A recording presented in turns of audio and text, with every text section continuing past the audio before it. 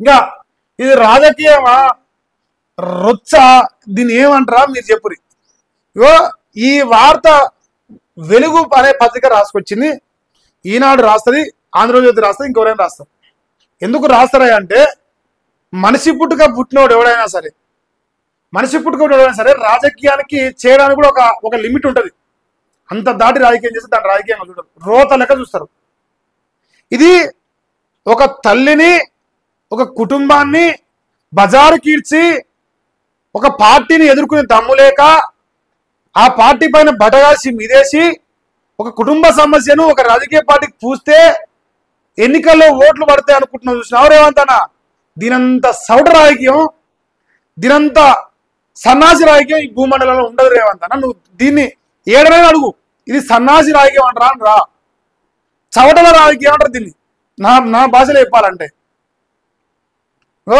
మాగంటి గోపీనాథ్ మరణం ఓ మిస్త్రీ, విచారణకు పెరుగుతున్న డిమాండ్.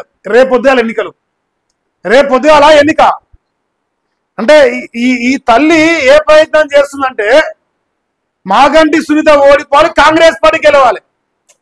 అట్లీస్ట్ ఇంకో ఈమె మొదటి భార్య అంటారు, ఈమె ఎన్నికల్లో ఆపోజిట్ పార్టీ నుంచి నిలబడ్డది అనుకోని అప్పుడు ఈ తల్లి మాట్లాడిన మాటలకు ఒక అర్థం ఉంటుంది. వీళ్ళు ఎన్నికల్లో లేరు, వీళ్ళ కొడుకుకు సంబంధించిన ఏ వ్యక్తులు గెలవరు.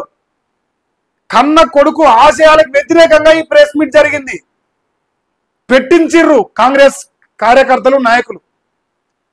ఇంకోటి వీళ్ళ వెనకంగా నిలబడ్డ వాళ్ళు నవీన్ యాదవ్ మనుషులు ఉన్నారు, ఎవిడెన్స్లు బయటపడుతున్నాయి. ఎంత దుర్మార్గమయ్యా అంటే ఒక ఆడబిడ్డను ఎదుర్కోవడానికి, ఒక ఆడబిడ్డను ఓడవడానికి ఇంత దరిద్రాన్ని తీసారాలన్నా, ఇంత చెండాలం చేయాలన్నా రేవంత్ అన్న. ఇది రాజకీయం అంటారా దీనివడన్నా? పిరికి పందర రాజకీయం అని వచ్చింది. సింపుల్ ఏమంటే పిరికి పందర రాజకీయం. ఒక కుటుంబాన్ని రోజుకిచ్చి రేపు పొద్దుగాల ఓట్లున్నాయి అంటే మాగంటి గోపీనాథ్ గారిని బీఆర్ఎస్ పార్టీ చంపింది. ఇది నోటిఫికేషన్ వచ్చినప్పుడు రాలే, కొడుకు చనిపోయినప్పుడు రాలే ఈ వ్యాఖ్యలు, కొడుకు హాస్పిటల్ ఉన్నప్పుడు రాలే, దశదిన కర్మకు రాలే, ఎన్నికల్లో నామినేషన్ చేసినప్పుడు రాలే. రేపైతే ఓట్లప్పుడు తల్లి వచ్చి ప్రెస్ మీట్ పెట్టినంటే లోకానికి ఇంకిత జ్ఞానం ఉండదా రేవంత్ అన్న?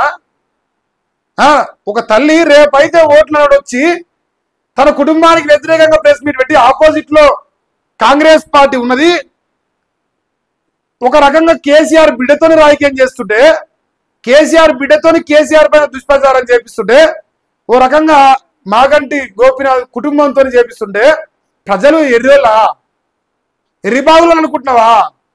నోరు పట్టుకొని నోరప్పల లెక్క వాగితే నాకు ఓటేసిరు మళ్ళా గట్టినే వేస్తారు, ఇట్నే మర్చిపోతారు పిచ్చోళ్ళు అనుకుంటున్నావా? రాసి పెట్టుకోరేవంతన్నా, ఈసారి ప్రజలు చాలా చైతన్యవంతులయ్యారు, సోయికొచ్చిరు, నీ మోసాన్ని గమనించిరు, నీ మందు నీకే పెడతారు. నువ్వు అంటావు కదా ప్రజలు మోసపోయే రోగం వచ్చింది, నీ మోసం చేసే వైద్యునేనని. ఈసారి ప్రజలు మోసం చేసే వైద్యులైరు, నువ్వు రోగివి నువ్వైనావు. మోసం చేస్తా అనే రోగంతో నువ్వున్నావు, మోసపోవు అనే వైద్యులు ప్రజలయ్యారు. కర్రుగాచి వాత పెడితే ఇక రేపు చూస్తావు కదా.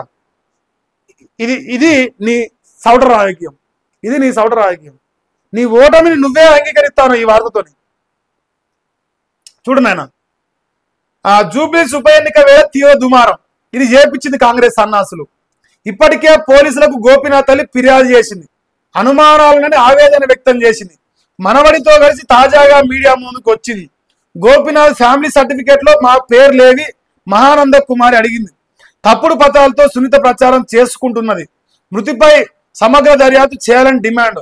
విచారణ జరపాలి, కేటీఆర్ పాత తేల్చాలని కేంద్ర మంత్రి బండి సంజయ్. ఈయనదో వ్యాఖ్యలు అంటే అది పనికి మాలిన విషయం, అది అవసరం లేదు మనకు. కానీ ఇక్కడ ఎంటైర్ వార్త గమనిస్తే మాగంటి సునీత గారిని ఓడగొట్టాలి అనేది టార్గెట్ కనిపిస్తుంది. నేను అడుగుతాన్నా, వాళ్ళ కుటుంబ సమస్య జూబ్లీస్ బయటకైనా అవసరమా? పోని ఒకవేళ ఈ తల్లి చనిపోయినప్పుడు పక్కనే ఉంది, పెళ్లి చేసినప్పుడు పక్కనే ఉంది, నా కొడుకు భార్య కాదని ఈమె స్టేట్మెంట్ ఇస్తాను. ఒక తల్లితోని, ఒక 80-90 సంవత్సరాల ఉద్దురాలతోని ఈ రాజకీయం అవసరమా? ఒక ఉప ఎన్నిక ఓడిపోతే ఏమైనా అవుతుందా? ఇప్పుడు ఈ ఎన్నిక ఓడిపోవడం వల్ల గెలిచినా ఏం ఉపయోగం లేదు, రేవంత్ రెడ్డికి ఏం ప్లస్ అయ్యలేదు మైనస్ అయ్యలేదు.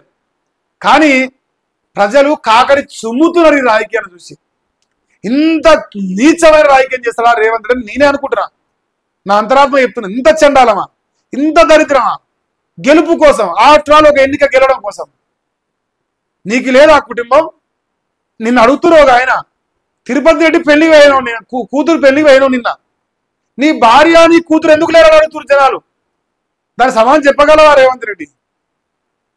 నీ భార్య కానీ నీ కూతురు కానీ ఎందుకు తిరుపతి రెడ్డి గారి కూతురు పెళ్లిలో లేరు? నీ కుటుంబం కాదా? కుటుంబ కలహాలు వందుంటాయి, కుటుంబ కలహాలు వందుంటాయి. ఇప్పుడు మొదటి భార్య రెండవ భార్య వాళ్ళకు లొల్లిలు ఉంటాయి, ఒకరు మాటలు ఉండవు. జగమెరిగిన సత్యం. తల్లి అయితే కొడుకు వైపు ఉంటుంది, అయితే ఎటో ఒక వైపు ఉంటుంది, ఈమె ఇటువైపు ఉన్నది. వాళ్ళ ఫ్యామిలీ గొడవలను తీసుకొచ్చి రచ్చకెక్కిచ్చి వాళ్ళతోని ప్రెస్ మీట్లు పెట్టించి తద్వారా బీఆర్ఎస్ లో నిలబడ్డ మాగంటి సునీత పైన బడగాసి మీదేసి దానివల్ల 4 ఓట్లు పడతాయి అనుకుంటున్నావే. ఇది బిచ్చపు రాజకీయం. బిచ్చ పడుకుంది ఈ రాజకీయం కంటే. బిచ్చ పడితే కూడా 4 ఓట్లు ఎక్కువ పడతాయి అవసరం అయితే. చిప్ప పట్టుకొని పోయి కాంగ్రెస్ అందరూ చిప్ప పట్టుకొని పోయి ఇల్లు పట్టుకొని మాకు బిచ్చమేరని అడుగురి, అట్నైనా 4 ఓట్లు పడతాయి. కానీ ఇట్లా పడవు. కాకరి చుమ్ముతారు జనాలు, సోయి ఉన్న జనాలు ఊరుస్తారు. ఇది అర్థం కాదా? ఇది రాసినప్పుడు విధానం. ఈ వార్త ఇదే పేపర్ ఎందుకు వచ్చింది? ఎవడు పెట్టించిండు? ప్రెస్ క్లబ్ లో రోజు 100 ప్రెస్ మీట్ పెడతారు. అవన్నీ ఎందుకు రాస్తలేడు V6 వాడు? ఇది ఎందుకు రాసిండు తెలదా? ఇంకా ఇళ్ళ బండి సంజయ్ గారి పేరు కలిపారు. దీనికి బలం చేకూర్చాలి, ఈయన బలం చేకూర్చాలి, ఆయన పేరు కలపాలి. కలిపిరి అంతే. శబ్బాష్, మంచోళ్ళ మీరు, చాలా మంచోళ్ళు. బాగా పడతాయి మీకు ఓట్లు.